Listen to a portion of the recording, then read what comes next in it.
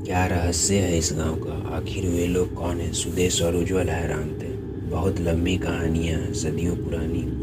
हम सब जानना चाहते हैं, आप बताइए आखिर हुआ क्या था? दोनों एक साथ बोले। तो सुनो, आज से 1200 साल पहले नाथ संप्रदाय में एक महान योगी हुए थे, गुरु मत्स्येंद्रनाथ। ये कहा अघोरी ने अपना कान पकड़ा। ये कौन थे? हमने इनका नाम कभी नहीं सुना। गुरु गोरखनाथ का नाम तो सुना होगा, अघोरी ने पूछा। हाँ, उनका तो सुना है, तो दोनों बोले। गुरु मत्स्येंद्रनाथ गोरखनाथ के गुरु थे। नेपाल के राजा नारायण शाह भी उनके शिष्य थे। एक बार राजा ने अपने गुरु को अपने महल में बुलाया और अपने गुरु का यथोचित आदर सत्कार किया। रानी ने स्वयं अपने हाथ से गुरु के लिए खीर बनाई। गुरु मत्स्येंद्रनाथ ने एक कटोरी खीर पूरी खा ली और अपने शिष्य नारायण शाह से बोला, ले तू भी खा। और यह कहा उन्होंने उसी कटोरे में उल्टी कर दी। खीर उल्टी से पूरा कटोरा भर गया और उन्होंने उस कटोरे को राजा को दिया और बोला, खा ले। राजा उस कटोरे को हाथ में ले संकोच में पड़ गया। ना करते बन नहीं रहा था कहीं गुरुदेव नाराज ना हो जाए, पर वो खा भी नहीं पा रहा था। पर गुरु के दोबारा कहने पर उसने जैसे ही कटोरे की तरफ देखा तो उसका जी खराब हुआ, जिसे गुरुदेव ने भांप लिया और वो गुस्से में बोले, तेरी इतनी मजाल, तू अपने गुरु के दिए हुए प्रसाद का अपमान करता है। तूने भरी सभा में गुरु का अपमान किया है, इसका तुझे दंड मिलेगा। यह सुन के राजा घबरा गया कि अब क्या होगा। वे पैरों में गिर पड़े, मगर गुरु का गुस्सा शांत न हुआ। वे क्रोधित हो बोले, अरे गुरुद्रोही, मैं तुझे श्राप देता हूँ कि तेरे वंश की 11वीं पीढ़ी का समूल नाश हो जाएगा और तेरी 11वीं पीढ़ी के वंशज मरकर पिशाच बन जाएंगे। ये सुन राजा के तो मानो प्राण ही निकल गए। उनकी आने वाली पीढ़ी समाप्ति ही हो जाएगी। वे गुरु के पैरों में लोट कर क्षमा मांगने लगे। मुझ मूर्ख को क्षमा कर दो गुरुदेव, इतना बड़ा दंड मत दो, दया करो गुरुदेव। उस दिन गुरुदेव के साथ गोरखनाथ भी थे। राजा की क्षमा प्रार्थना और गोरखनाथ के समझाने से उनका क्रोध थोड़ा शांत हुआ। तब वे गोरखनाथ से बोले, मैंने तो श्राप दे दिया, अब मैं इसे श्राप मुक्त नहीं कर सकता। अगर मैं तुम्हें वरदान देता हूँ कि तुम मेरे सारे अधूरे काम पूरे करोगे और तुम ही दुनिया के कष्टों को हरने का उपाय भी बताओगे, जिससे दुनिया सावर सिद्धि के नाम से जानेगी। और आज से तुम गुरु गोरखनाथ के नाम से जाने जाओगे। और अब इसके श्राप का बोझ कम करने का भार भी मैं तुम पर छोड़ता हूँ। ये कह गुरुदेव वहाँ से चल गए। पर गोरखनाथ राजा से बोला, राजन, अगर आज तुमने वो खीर खा ली होती तो गुरुदेव तुम्हें अमूल्य वरदान देते, परंतु अब कुछ नहीं हो सकता। मैं सिर्फ श्राप का बोझ कम कर सकता हूँ, मगर उसे मिटा नहीं सकता। तुम्हारी 11वीं पीढ़ी तो खत्म होगी, मगर तुम्हारा वंश बच जाएगा। तुम्हारे वंश की एक शाखा जीवित रहेगी, जिससे तुम्हारे वंश का नाम खत्म नहीं होगा और तुम्हारे सभी वंशज भी पिशाच नहीं बनेंगे। सिर्फ वही बनेंगे जो गुरु मत्स्येंद्रनाथ में आस्था नहीं रखेंगे, उनका अपमान करेंगे और पापी प्रवृत्ति के होंगे। इतना कह अघोरी चुप हो गया। उज्ज्वल और सुदेश सांस साधे उसकी बातों को सुनते जा रहा था। मगर इस बात का इस गांव के रहस्य से क्या लेना देना? उज्ज्वल सोचते हुए बोला, लेना देना है। अघोरी बोला, पर यह श्राप तो नेपाल के राजा को मिला था ना, फिर इस गांव से इस बात का क्या संबंध? सुदेश ने पूछा। क्योंकि इस गांव का जो राजा था वो नेपाल के राजा नारायण शाह के 11वीं पीढ़ी का ही था। अघोरी ने बात स्पष्ट की। तो इसका मतलब नेपाल के जो अब राजा हुए इस राजा के वंशज नहीं है। उज्ज्वल की अब दिलचस्पी बढ़ती जा रही थी। वो भी उसी वंश के हैं। अघोरी मुस्कुरा, तो फिर वो जिंदा कैसे हैं? दोनों चिल्लाए। गोरखनाथ ने क्या कहा था? नारायण शाह कि तुम्हारे वंश की एक शाखा जीवित रहेगी, इसलिए वो जिंदा है। नेपाल के शाही घराने का हत्याकांड तो याद होगा ना? वो और उनका पूरा परिवार उसी श्राप की वजह से मारे गए। अघोरी ने शंका समाधान की। ओह माय गॉड, तभी आज तक पता नहीं चला कि वे आखिर क्यों मारे गए। दोनों हैरान हो एक दूसरे से बातें करने लगे। मगर उनको तो प्रिंस ने ही मारा था, ऐसा सुना जाता है। उज्ज्वल ने अघोरी से पूछा। निमित्त तो कोई बनता ही है, बिना कारण कार्य नहीं होता।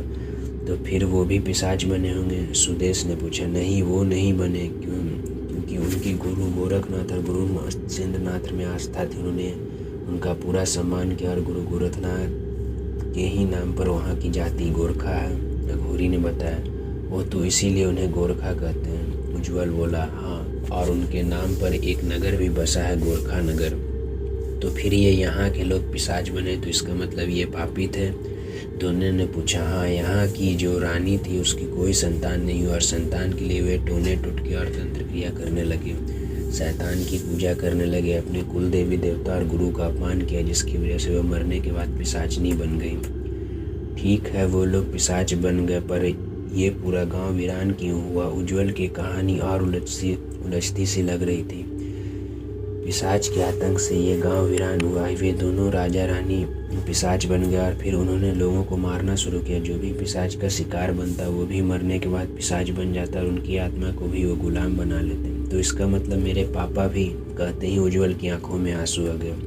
हाँ, वो भी अब पिशाच बन चुके हैं। एक बात समझ में नहीं आई कि जब हम गाड़ी से उस गांव से बाहर जा रहे थे तब आपने कहा था कि बहुत बड़ी मुसीबत साथ ले आए हुए आएंगे, सूंघते हुए आएगा, उसका क्या मतलब था? सुदेश ने पूछा। तुम उन पिशाचों की बस्ती से अपने साथ उनके शिकार का खून लाए थे, जिसकी वजह से तुम पर मुसीबत आई, वरना वो कभी भी गांव की सीमा के बाहर आकर हमला नहीं करते, अघोरी ने बताया। ओह हाँ, याद आया, मैंने वो बोतल रखी थी जिसमें थोड़ा सा खून था। मैं सही समझा? उज्ज्वल ने पूछा। हाँ बिल्कुल, और उनको खूनों की गंध आकर्षित करती है, इसलिए वे तुम्हारे पीछे आ गए। पर बाबा जी, आपने अभी तक अपना परिचय नहीं दिया और अपने बारे में कुछ बताइए, सुदेश ने उससे आग्रह किया। ये सुनकर वो हंसा और बोला, जाति न पूछिए, साधु की पूछ लीजिए। ज्ञान बच्चे हो, माफ़ किया। साधुओं का कोई सांसारिक परिचय नहीं होता। उनका रुख थोड़ा कड़ा हो गया। मैं एक बात और जानना चाहता हूँ, उज्ज्वल हाथ जोड़ बोला। आपने कहा था कि सब कुछ पहले से ही तय था, वो कैसे?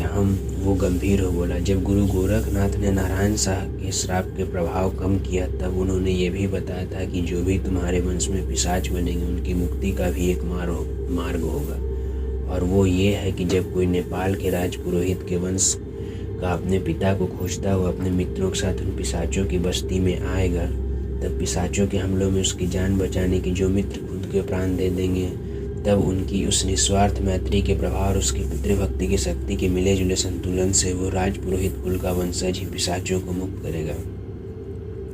ये हालात तो मेरे जैसे, मगर मैं राजपुरोहित कुल का नहीं हूँ, उज्ज्वल बोला। तुम वही हो, तुम्हें नहीं ज्ञात अपना कुल, तुम वही राजपुरोहित कुल के वंशज हो और इसलिए मैं तुम्हारी सहायता कर रहा हूँ, अघोरी ने बात स्पष्ट की।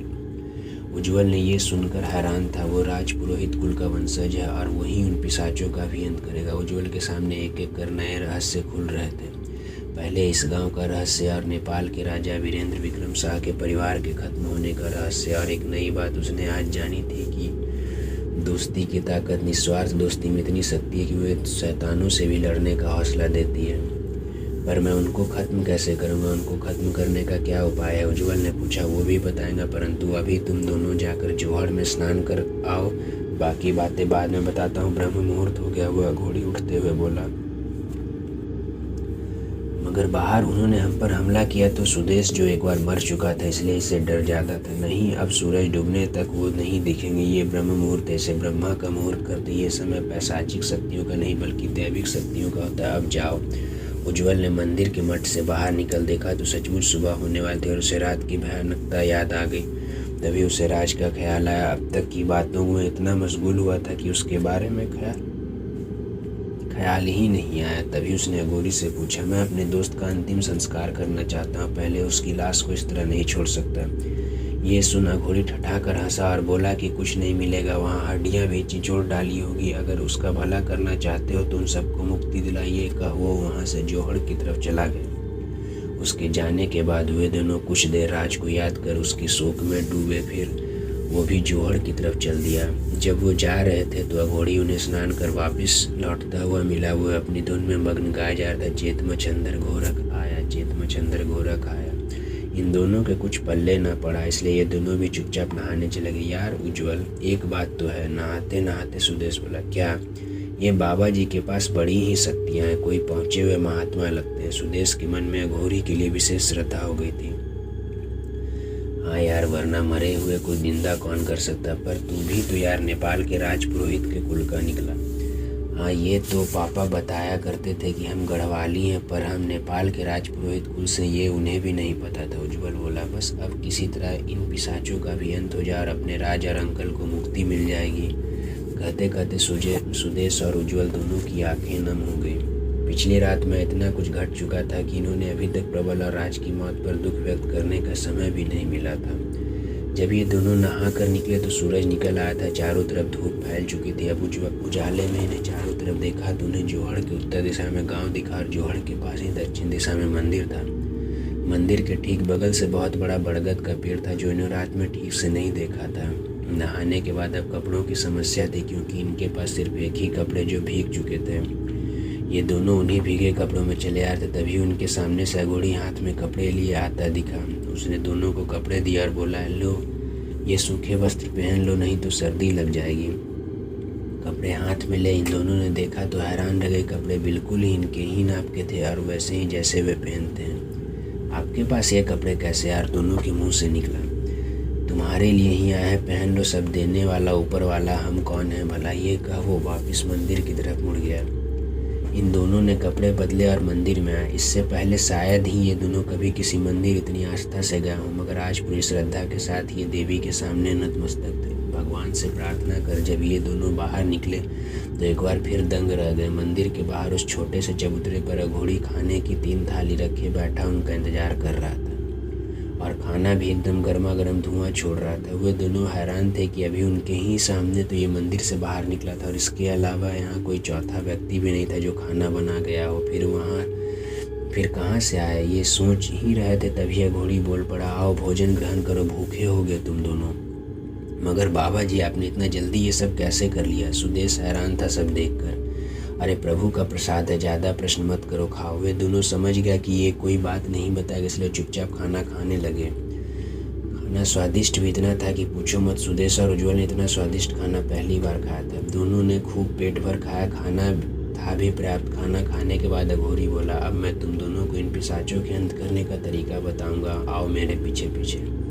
और तीनों वहाँ से चल दिए। मंदिर के आगे दक्षिण की तरफ चलते चलते एक खंडर मिला। वो शायद किसी पुराने किले या कोई गढ़ी का खंडर था। ये लोग आसपास देखते हुए आगे बढ़ रहे थे, मगर वो अघोरी सीधा चला जा रहा था और वो चलता हुआ सीधा उस खंडर के बीचों बीच जाकर खड़ा हो गया और उन दोनों को भी आवाज़ें दी।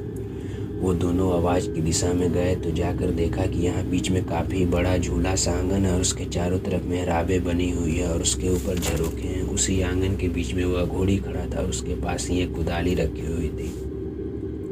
उसने उज्ज्वल को उस आंगन के बीचों बीच बनी एक पत्थर की चौकी को खोदने के लिए बोला। उज्ज्वल कुदाल ले उस चौकी को खोदने लगा। कोई 3 फीट की गहराई पर एक तलवार निकला म्यान सहित।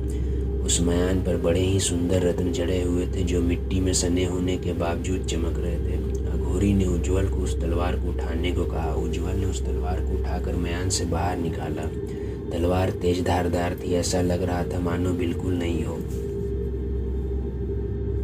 ये दिव्य तलवार है, इसी से इन पिशाचों का अंत होगा। अघोरी उज्ज्वल को बताने लगा, गुरु मच्छिंद्र नाथ की तलवार है ये मत्स्येंद्र नाथ की तलवार है, ये तो एकदम नहीं लग रही है। उज्ज्वल हैरान हो बोला, हाँ क्योंकि ये कोई मामूली तलवार नहीं है। कहकर अघोरी हंसा। अब चलो मंदिर बाकी की विधि में मैं तुम्हें बताता हूँ। तीनों एक साथ वहाँ से वापस लौट पड़े और आकर मंदिर के बाहर चबूतरे पर बैठ गए। ये तलवार जो तुम देख रहे हो ना, वो गुरु मत्स्येंद्र नाथ की तलवार है जो उन्होंने विशेष उद्देश्य थे यहाँ से गाड़ी थी। जो खंडर तुमने देखा वो उनकी तप स्थली है। सुदेश और उज्ज्वल मुंह फाड़े सुने जा रहे थे। अब इस तलवार को तुम्हें विशेष प्रकार के पवित्र जल से डुबाना होगा जिससे इन पिशाचों की मुक्ति हो जाएगी। वो जल कैसे मिलेगा? उज्ज्वल ने पूछा। जहाँ पर 5 नदियों का संगम हुआ इस तलवार को डुबाना। अघोरी ने बताया, 5 नदियों का संगम कहाँ है? सुदेश और उज्ज्वल एक दूसरे से पूछने लगे। अफ्रीका में होगा पक्का, वहाँ पर नदियाँ बहुत है। सुदेश बोला, नहीं यार ब्राज़ील में होगा। उज्ज्वल बोला।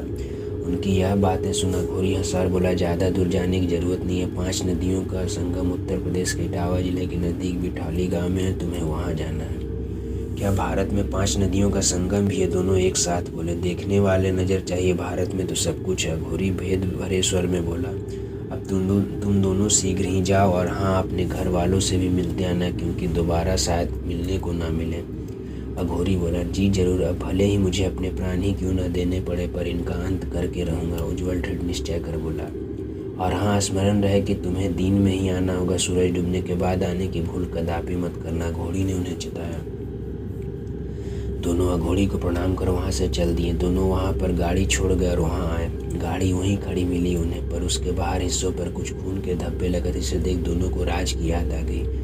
उन्हें आसपास देखा तो उन्हें उधर उधर फैली हुई कुछ इंसानी हड्डियाँ दिखी। वो समझ गए कि यह राज की, इसलिए वे दोनों जल्दी से गाड़ी में बैठे। गाड़ी हालांकि ऊपर की तरफ से पिचक चुकी थी मगर चालू हालत में थी और दोनों वहाँ से चल दिए देहरादून के लिए। जब वो दोनों उज्ज्वल के घर पहुँचे तो उज्ज्वल की माँ उसे अकेला आया देख हैरान रह गए। बेटा तू अकेला है, पापा कहाँ हैं? उज्ज्वल ने बड़ी मुश्किल से खुद को रोका और बोला, माँ पापा का सौदा नहीं पटा, इसलिए वह अभी कुछ दिन और रुकेंगे। उज्ज्वल ने अपने पैर का घाव तो छिपा लिया था, पर सुदेश के सर पर बंधी हुई पट्टी माँ को दिख गई और पूछने लगी, अरे सुदेश ये चोट कैसे लगी? अरे कुछ नहीं आंटी, ये तालाब में कूदने से लगी। मैंने जैसे जंप लगाया तो पता नहीं चला पानी के अंदर पत्थर था, बस उसी से लगी है। सुदेश ने यह जवाब पहले ही तैयार कर लिया था। राज के घर वालों को बोल दिया था कि वह अभी गांव ही एक दिन और रुकेगा। दरअसल वो इन मौतों के बारे में बताकर अपना काम बीच में ही रोकना नहीं चाहते थे। पर बेटा जब से तुम गए हो एक भी बार फ़ोन नहीं किया, ना ही उन्होंने किया। मेरे मन बड़ा बेचैन हो रहा था। माँ वहाँ नेटवर्क नहीं आते हैं और लाइट भी कभी कभार नहीं आती है, तो फ़ोन कैसे करें? मैंने आपको मैसेज किया था, उज्ज्वल उन्हें समझाने लगा। और हाँ माँ, पापा ने मुझे भी बुलाया है कुछ कागजात लेके, उज्ज्वल आंखें चुराते हुए बोला। अब ये कौन सी बात हुई? दोनों वही गांव में ही रहोगे क्या? हम दोनों यहाँ अकेले पड़े रहते हैं? प्रमीला उलाहना देने लगी।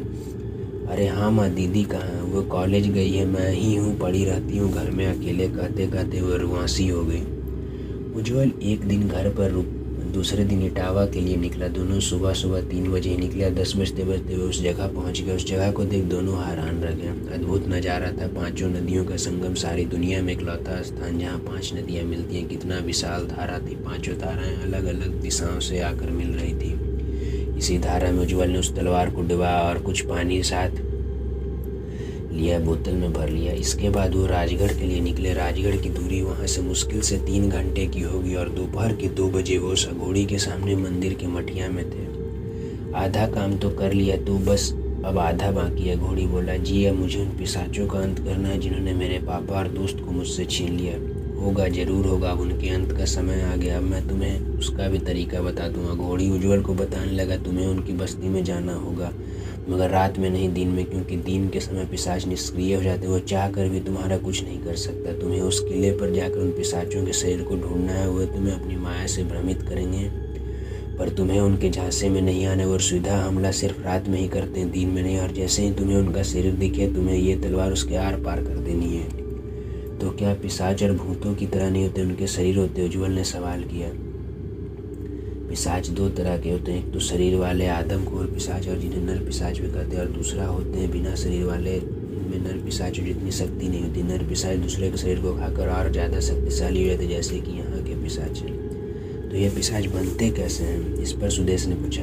एक तो वो लोग पिशाच बनते हैं जिन्होंने कई बुरे पाप कर्म किए, उनका अंतिम संस्कार विधि विधान से न हुआ। और दूसरा वो बनते हैं जो गलत विधि से तंत्र क्रिया करते हैं और नर मांस खाने लगते हैं। यहाँ की रानी ने संतान प्राप्ति के लिए गलत विधि से तंत्र क्रिया शुरू कर दी थी, जिसका असर उल्टा हुआ और उसके दिमागी संतुलन बिगड़ने लगी। उस पर बुरी शक्तियाँ हावी हो गई और वह नर मांस खाने लगी। उसकी मृत्यु के बाद उसका शरीर भी नहीं मिला किसी को, जिससे वो पिशाचनी बन गई। और उसने सबसे पहला शिकार अपने पति को बनाया, जिससे फिर वो भी पिशाच बनकर धीरे धीरे उसने महल के सभी लोगों को अपना शिकार बना लिया। और उसी के आतंक से ये गांव खाली हो गया।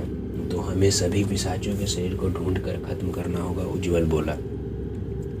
तुम्हें सबसे पहले मुख्य पिशाचनी रानी को खत्म करना है, क्योंकि सभी पर उसका नियंत्रण है। और कुछ पिशाच उसमें ऐसे हैं जो स्वयं मुक्ति चाहते हुए तुम्हें कोई नुकसान नहीं पहुंचाएंगे, अघोरी ने बताया। मगर याद रहे, ये काम तुम सिर्फ सूरज की आखिरी किरण रहने तक ही कर सकते हो। अगर मुख्य पिशाचनी को तुम सूरज डूबने से पहले नहीं मार पाए तो तुम भी उन पिशाचों में से एक हो जाओगे। मैं अपनी जान लगा दूंगा और उसका खात्मा सबसे पहले करूंगा, उज्ज्वल बोला। मगर मेरे मन में एक सवाल आ रहा है। क्या बोला? अघोरी ने पूछा। मैं जब दिन में उस महल पर गया था तो मुझे महल के दूसरी तरफ से किसी औरत की आवाज़ आई थी और ऐसा लगा था जैसे उसने मुझे पुकारा हो, उज्ज्वल बोला। ये सुन अघोरी ठठाकर हंस पड़ा और बोला, वो भ्रम था, माया जाल था उस पिशाचनी का। हो सकता है जब तुम उसका अंत करने जाओ तब भी वो ऐसा ही माया जाल फैला, इसलिए सावधान रहना, किसी भी प्रकार के छलावे में नहीं आना है। अब या तो स्वयं भगवान है या भगवान के कोई दूत, वरना जिस नर पिशाचों की बस्ती में कोई जानवर तक नहीं रहता वहाँ आप रहते हैं और इस तरह हमारी मदद की। उज्ज्वल हाथ जोड़ बोला, सब उस गुरु की माया है, उसके आदेश जो काल से भी परे है। अघोरी की बात उज्ज्वल को समझ नहीं आई थी, मगर पूछना भी बेकार था क्योंकि वो जवाब तो वैसे भी नहीं देता। अब तुम सुबह होने तक इसी मंदिर में रहो और सूरज निकलते ही चले जाना उनका अंत करने, जो कब से तुम्हारी प्रतीक्षा में है अपनी मुक्ति के लिए। अघोरी गूढ़ अंदाज में कहकर उठ खड़ा हुआ। वे दोनों भी उठकर बाहर निकले। शाम हो ही रहा था, अंधेरे होने वाले थे। दूर किले का बुर्ज नजर आ रहा था जो देखने में ही अभिशप्त सा लगता था। उज्जवल उसे देखते हुए सोचने लगा, बस आज की रात और फिर कल से तुम्हारा आतंक खत्म। भले ही मेरी भी जान क्यों ना चले जाए, मगर तुम्हारा अंत करके रहूंगा। तभी मंदिर से घंटी की आवाज़ आने लगी। अघोरी की संध्या आरती का समय हो गया था और वह दोनों भी उस आरती में शामिल होने चले गए। मंदिर में माँ चामुंडा की मूर्ति दैत्यों के सीनों पर अपना पैर रखे हुए बनी थी और उनके उसी मूर्ति के सामने अघोरी ने उसे छोटे से पारदर्शी शिवलिंग को रखा हुआ था। पूजा समाप्त होने के बाद अघोरी बोला, जो भी मांगना है शिवलिंग के सामने मांग लो। इसके सामने जो भी मांगोगे अवश्य पूरा करेगा। जी, ये कोई विशेष है? उज्जवल का सवाल था। हाँ, ये पारद शिवलिंग है जिसे रसायन सिद्धियों की वर्षों तप कर बनाते थे। दुर्लभ है ये शिवलिंग। इसके सामने कोई भी मनोकामना मांगो उसे महादेव अवश्य पूरी करते हैं। सुदेश और उज्जवल को अघोरी से ऐसे रहस्यों का पता चल रहा था जिनके बारे में उन्होंने कभी सोचा भी न था। दोनों को ही अपने धर्म की महानता का आज अनुभव हो रहा था, वरना अब तक उन्हें क्रिश्चियनिटी में विश्वास था। आज उनके मन अपने धर्म के लिए श्रद्धा से भरा था। रात को एक और आश्चर्य हुआ। उज्जवल ने देखा कि अघोरी खाने के लिए तरह तरह के व्यंजन ना तो खुद बनाता है ना किसी से मंगवाता है, बल्कि वो सब कुछ किसी चमत्कार के द्वारा मंगवाता है, वो भी थाल सहित गर्मा गर्म। हुआ यूँ कि रात को अघोरी ने दोनों को भोजन करने को कहा। इस पर दोनों को हैरानी हुई, क्योंकि कहीं खाना तो दूर पानी का गिलास तक नजर नहीं आ रहा था, मगर दोनों उसके कहे अनुसार आसन पर बैठ गए। उनके बैठते ही अघोरी ने कोई मंत्र बुदवाया, फिर चिल्लाकर बोला, जा जल्दी से भोजन लेकर आ। और ऐसा कह उसने पास रखी एक छड़ बाहर उछाल दी और दोनों की आंखें फटी की फटी रह गई। और जब उन्होंने देखा कि उस छड़ से एक पोटली बांधी हवा में उड़ती चली आ रही थी, अघोरी ने उस पोटली को खोलकर देखा और गुस्से में फिर चिल्लाया, तुझे दिखता नहीं? यहाँ दो तेरे प्यारे भी बैठे हैं, जा जल्दी और भोजन लेकर आ। और इस बार छड़ में पहले से दोगुना भोजन है। अघोरी ने दोनों को खिलाया। खाना एकदम गर्म और बेहद स्वादिष्ट था। दोनों उंगलियां चाटते हुए खा गए, मगर जो कौतूहल दोनों ने देखा था उससे वे दोनों बेचैन थे। मगर वो अघोरी का स्वभाव भी जानते थे कि वो सीधे सीधा किसी बात का जवाब नहीं देता, पर फिर भी उनसे रहा नहीं गया और पूछ लिया, मैं आपसे कुछ पूछना चाहता हूँ। अगर आप जवाब न देना चाहें तो मुझे माफ़ करना, मगर बिना पूछे रहा भी नहीं जा रहा। उज्जवल बोला। अघोरी ने उसकी तरफ देखा और बोला, मैं जानता हूँ तुम क्या पूछना चाहते हो, यही ना कि वो भोजन कैसे आया। आप तो अंतर्यामी। उज्जवल हैरान था। अप्सरा नाम सुना है कभी? अघोरी ने उससे सवाल किया। हाँ, अप्सरा जैसी ही एक श्रेणी होती है, यक्षिणी। ये सारे काम यक्षिणी ही करती है। जो भी उसे तपस्या के द्वारा सिद्ध कर लेता है वो उसकी दासी बन जाती है। मगर दिखा तो मुझे कोई भी नहीं। उज्जवल बोला। वो सामने भी आ जाती, परंतु मैंने उसे नहीं बुला, क्योंकि सांसारिक लोग उसका सौंदर्य देखकर विचलित हो जाएंगे और तुम अपना लक्ष्य पूरा नहीं कर पाते। फिर ये सुन उज्जवल को थोड़ी सी शर्मिंदगी महसूस हुई और बोला, जी नहीं, ऐसा नहीं है, मैं अपना लक्ष्य नहीं भूलने वाला।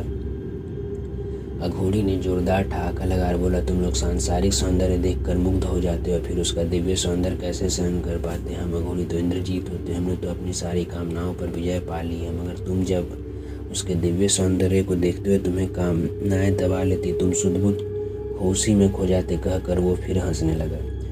और उज्जवल ने महसूस किया कि शायद ऐसा ही होता और वो चुपचाप चला गया।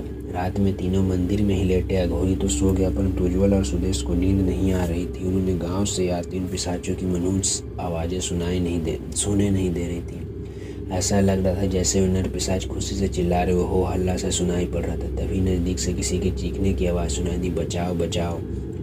उज्जवल तुरंत उठ के खड़ा हो गया और मंदिर से बाहर निकल चबूतरे पर आ गया। उसने इधर उधर देखा तो उसे फिर से आवाज़ आई, बचाओ कोई मुझे। आवाज़ किसी लड़की की थी।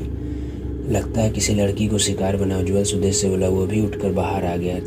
तभी उन्हें बरगद के पेड़ पर कोई दो साया दिखे। चांदनी रात थी इसलिए उन्हें दिख गया। उनमें एक तो वही आदमी था जिसके चेहरे पर पट्टियाँ थी, दूसरी एक लड़की थी जिसको उसने पकड़ रखा था। उज्जवल उसी तरफ दौड़ पड़ा। पीछे सुदेश ने उसे रोका, रुक जा यार, उसका छल भी हो सकता है।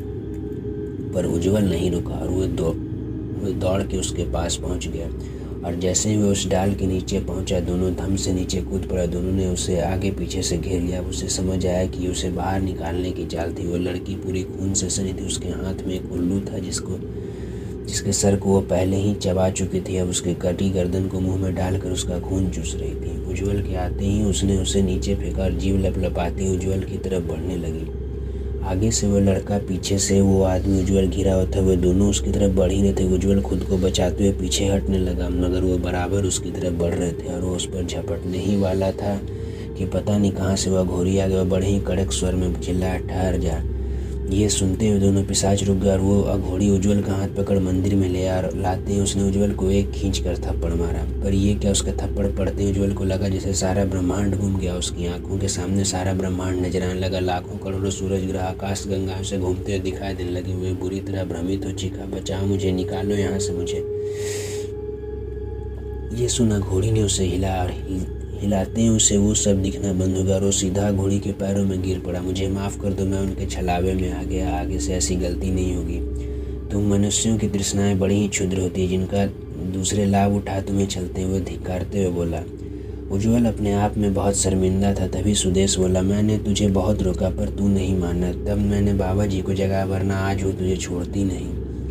पर इसी बुधड़ बुन में वो सो गया। उसके बाद भी उनकी आवाज़ आते रही। ऐसा लग रहा था कि वे सब मंदिर के बाहर ही घूम रहे हैं। कभी लगता कि कुछ खा रहे हैं। चप चप की आवाज़ें आती, हुए आपस में हू कर चिल्लाते। कभी कोई चिल्लाता, बचाओ, मार डाल।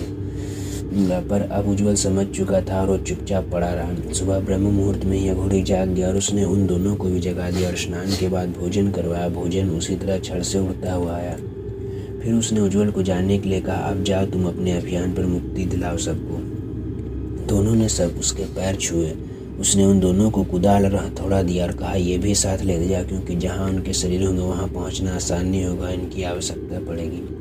दोनों ने वे चीज़ें रख ली और चलने के लिए आशीर्वाद मांगा, विजयी भवा, मुक्ति दिला उनको जो कब से तड़प रहे, गुरु का आदेश पूर्ण हो। और दोनों वहाँ से चल दिए। रास्ते में कोई दिक्कत नहीं आई। वे सीधे किले पर बनी बिना किसी दिक्कत के पहुंच गए। मुख्य द्वार से अंदर हो सबसे पहले उसी जगह जहां उन्हें प्रबल की हड्डियां मिली थी। अब वहां पर हड्डियां भी नहीं थी, सिर्फ कपड़े पड़े थे और खून के धब्बे थे। यहाँ उज्ज्वल की आंखों में आंसू आ गए, पर उसने जल्द ही खुद पर काबू पा लिया। अब भी वो यहीं थे। उन्हें किसी की आवाज़, ये आवाज़ रानी के निजी महल की तरफ से आ। दोनों उस तरफ गए। वहाँ उन्हें एक बुढ़िया औरत दिखी। तुम कौन हो? उज्ज्वल ने कड़कते हुए पूछा।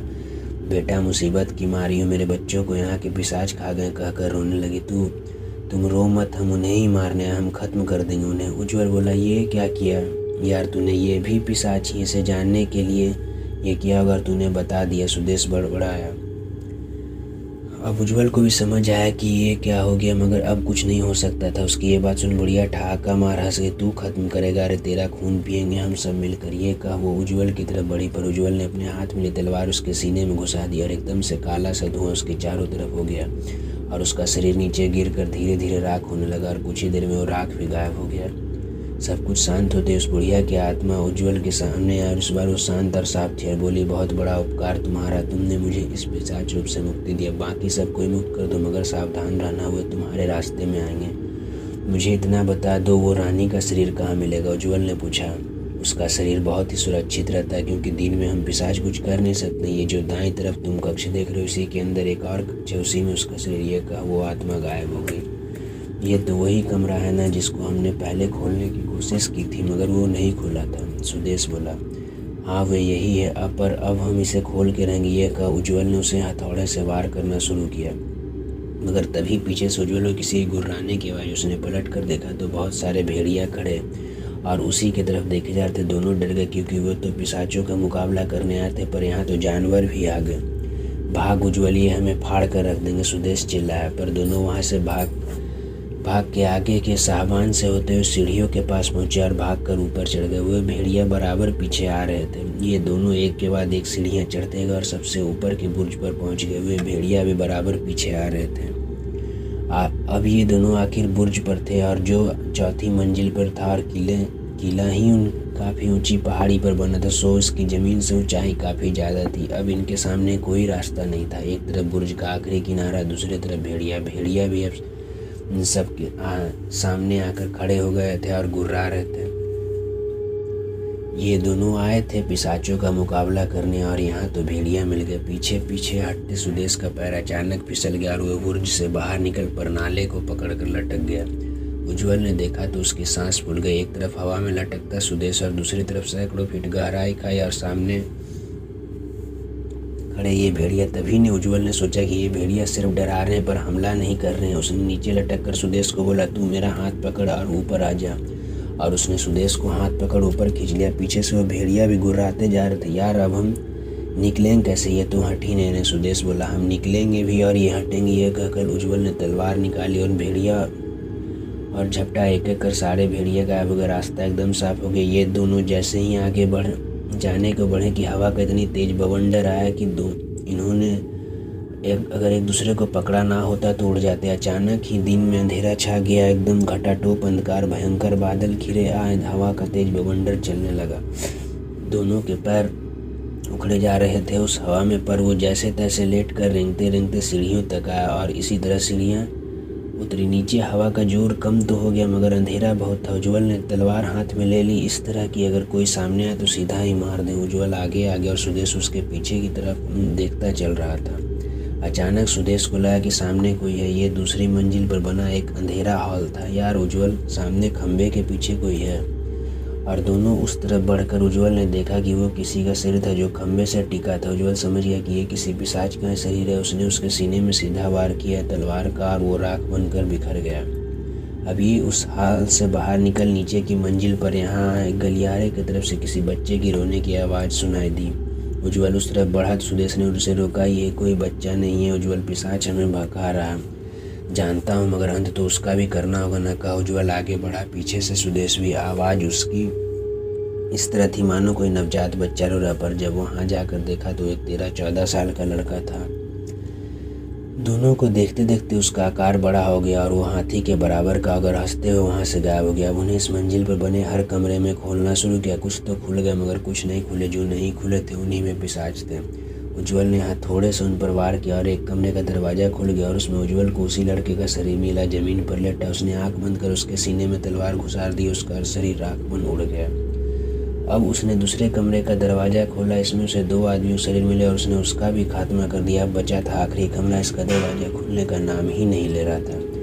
बड़ी मुश्किल से हथौड़े और कुदाल की मदद से जैसे तैसे खोला। इसके अंदर उन्हें एक बुजुर्ग का शरीर मिला। उसे देखकर दोनों को सिहरन सी हुई। इतनी अजीब से एकदम मनहूस सी सूरत, खुली सफ़ेद आँखें, जर्द पीला चेहरा, आँख ओठों के कोनों पर लगा खून। ये कोई और नहीं बल्कि इस महल के नौकर रामफल काका थे। उज्ज्वल ने उनको भी मुक्ति दे दी। अब इस मंजिल के सारे पिशाच खत्म हो चुके थे। अब बारी थी मुख्य महल के, राजा रानी के महल की। दोनों वहाँ और उस मुख्य कक्ष को फिर से खोलने की कोशिश करने लगे। उज्ज्वल बराबर हथौड़ा से वार कर रहा था पर दरवाज़ा टस से मस न हुआ। अभी उज्ज्वल उस दरवाजे पर वार कर ही रहा था कि अचानक फिर से बहुत तेज हवा चलने लगी, यहाँ तक कि आँख खोल कर देखना भी मुश्किल हो गया। दोनों वहाँ से भागकर आगे के गलियारे में खड़े हो गए। तभी उज्ज्वल का ध्यान गलियारे की दूसरी तरफ बने एक कमरे पर गया। यार ये दरवाज़ा खोलने में बड़ी मुसीबत आ रही है, सुदेश बोला। हमें पहले इसके सारे गुलाम पिशाचों को निपटाना होगा, तभी हम इस तक पहुँच पाएंगे। ये कहा उज्ज्वल उस कमरे की तरफ बढ़ा। इसका भी दरवाज़ा बंद था। उज्ज्वल अब तक काफ़ी मेहनत कर चुका था, सो इस बार दरवाज़ा सुदेश तोड़ रहा था और काफ़ी देर की मेहनत के बाद दरवाज़ा खुल गया। इस कमरे के अंदर 4 शरीर थे जिन्हें एक एक कर उज्ज्वल ने निपटा दिया। जैसे ही उज्ज्वल ने उन चारों का खत्म किया तभी उसके कमरे की तरफ से राज और उसके पापा आते दिखे। पापा, आप दोनों यहाँ? हाँ, हम इनके गुलाम बन चुके हैं, हमें मुक्ति दो। प्रबल की आत्मा बोली। तो क्या आप इनकी तरह नहीं? उज्ज्वल पूछा। नहीं, हम इनके गुलाम पिशाच हैं, इनकी तरह आदमखोर नहीं, बस अब हमें मुक्ति दो। राज की आत्मा बोली। और उज्ज्वल ने आंखों में आंसू भरकर तलवार को जैसे ही प्रबल की आत्मा से लगा, तुरंत एक रोशनी में बदलकर ऊपर उठ गए। फिर उसने अब राज की आत्मा से तलवार को छुलाया तो वो रो पड़ा। उसके 2 दोस्तों में एक आज आत्मा बनकर खड़ा था। राज को ही मुक्ति मिल गई। अपने पिता और दोस्त को यहाँ आत्मा रूप में देखकर उज्ज्वल अब और गुस्से में भर उठा। दोनों ने उस कमरे से बाहर निकले। अब आधी शांत हो चुकी थी और दिन ढलने में भी अब कुछ ही घंटे बाकी थे। दोनों ने जल्दी जल्दी वहाँ बने सभी कमरे के दरवाजे तोड़ना शुरू किया। हर कमरे में 4-5 मिलते, सभी का उन्होंने जल्दी जल्दी सफाया किया। उनका खात्मा कर अब नंबर था उस मुख्य कक्ष का। उज्ज्वल और सुदेश दोनों ने मिलकर उसे तोड़ना शुरू किया। इस बार कोई आंधी नहीं आई। काफ़ी देर की मेहनत के बाद वो दरवाज़ा चरमराया। दोनों और दूने उत्साह से लग गए उसको तोड़कर। वे उसके अंदर घुसे। उसमें एक और दरवाज़ा था। उज्ज्वल ने सुदेश को दरवाज़ा तोड़ने पर लगा और खुद तलवार ले निगरानी में खड़ा हुआ। अभी सुदेश दरवाज़ा तोड़ ही रहा था कि उज्ज्वल को सामने से कोई आदमी आते दिखा। सभी के चेहरे जर्द पीले और आंखें एकदम सफ़ेद थी। कोई भी देखकर उनको डर जाए। उज्ज्वल तलवार ले आक्रामक मुद्रा में खड़ा था। जैसे ही वो करीब आया वो ताबड़तोड़ उन पर और तलवारें चलाने लगे। वो एक एक कर बिखरने लगे और वे सब खत्म हो गए। सुदेश अब भी दरवाज़ा तोड़ने में लगा था और दिन अब डूबने ही वाला था। उज्ज्वल भी उसके साथ लग गया। दोनों जल्दी जल्दी तोड़ने लगे और आखिरकार दरवाज़ा चरमराया। दरवाज़ा तोड़ो, दोनों अंदर घुसे तो देखा कि अंदर उस पिशाचिनी का शरीर पड़ा था। कोने की तरफ एक रोशनदान था। उज्ज्वल ने सुदेश को खोलने को बोला ताकि पता चले कि दिन कितना बचा है। रोशनदान खुलने पर देखा कि सूरज बिल्कुल डूब ही रहा, बस आखिरी किरण बची है। उज्ज्वल ने उस उजाले में उसे देखा। बड़ी ही विकराल थी, जर्द पीला चेहरा, बिना पुतलियों की आंखें, बड़े हुए दांत और नाखून, और उसमें लगा खून, मांस, उसमें आती हुई सड़ी मांस से दुर्गंध। उज्ज्वल का जी मचलने लगा। इधर सूरज की आखिरी किरण भी डूब रही थी। उस पिशाचिनी की आंखें उज्ज्वल पर ही थी, उनमें जरा सी हरकत है। उज्ज्वल ने दोनों हाथों से पकड़ तलवार का भरपूर वार उसके सीने पर किया। इधर सूरज डूब गया और इधर पिशाचिनी का शरीर भी राख हो गया। दोनों बुरी तरह थक चुके थे, हाथों में छाले पड़ चुके थे जिससे खून रिस रहे थे, कपड़े बुरी तरह धूल मिट्टी में सन चुके थे। पर वे खुश थे जिन्होंने सदियों पुराने श्राप का अंत किया, मुक्ति दिलाई उन सभी आत्माओं को। अब वो दोनों उसी मंदिर पर वापस जा रहे थे, उस अघोरी के पास। कुछ ही देर में वहाँ बरगद नजर आने लगा जो उस मंदिर के बगल से था। पर यह क्या, मंदिर कहीं नजर नहीं आया। उन्होंने सोचा शायद अंधेरे की वजह से नहीं दिख रहा। नज़दीक जाकर देखा तब भी वहाँ मंदिर होना दूर, मंदिर का नाम निशान तक नहीं था। दोनों हैरान थे कि अभी सुबह तक तो यहाँ मंदिर था, अब कहाँ गया। यार मंदिर कैसे गायब गया? सुदेश हक्का बक्का था। पता नहीं, मुझे कुछ समझ नहीं आ रहा, ये कैसे हो सकता है। मुझे लगता है कि वो कोई आम अघोरी नहीं थे, ना ही कोई मामूली इंसान हुए, या तो खुद भगवान थे या फिर कोई महान होगी। सुदेश बोला, हाँ, पर आखिर कौन? उन्होंने एक बार बताया तक नहीं कि वो आखिर है कौन। उज्ज्वल उन अघोरी के जाने से उदास था। उसे अब तक उनसे स्नेह हो चुका था। 1 मिनट तूने गौर किया कभी उनकी बातों पर? वे हमेशा मत्स्येंद्रनाथ को गुरु कहकर बुलाते थे। सुदेश बोला, हाँ। तो उज्ज्वल कुछ समझ आया है ना? अगर दुनिया गुरु गोरखनाथ को गुरु कहकर बुलाती है। सुदेश बात को कड़ी जोड़ते बोला, हाँ, तो वह मत्स्येंद्रनाथ को गुरु कहते थे पर गुरु गोरखनाथ को नहीं। उन्होंने जब एक बार मत्स्येंद्रनाथ का नाम लिया था तो अपना कान पकड़ा था। तो इसका क्या मतलब साफ है कि मत्स्येंद्रनाथ उनके गुरु थे, इसलिए उनका नाम लेने से पहले उन कान पकड़ा। सुदेश ने समझा। अब वो जोहर से नहा कर आए थे तब क्या बोल रहे थे? चेतमचंद्र गोरख है। हाँ, बोल तो रहे थे। उज्ज्वल को अब कुछ समझ आने लगा था। इसका मतलब कोई और नहीं, खुद गुरु गोरखनाथ थे। और दोनों के हृदय श्रद्धा और प्रेम से भर गए।